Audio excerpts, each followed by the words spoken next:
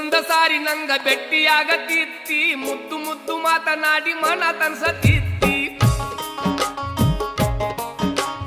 ಗಟ್ಟಿಯಾದಾಗೊಮ್ಮೆ ಸವಿ ಬೆಲ್ಲ ಕೊಡತಿತ್ತಿ ಕುಲ್ಲ ಹೇಳತೇನ ಸಿಗುವುದಿಲ್ಲ ಇಂಥ ಪ್ರೀತಿ ನನ್ನ ಸೊಲ್ಲುವಲ್ಲಿ ಕೇಳಿದೇನೋ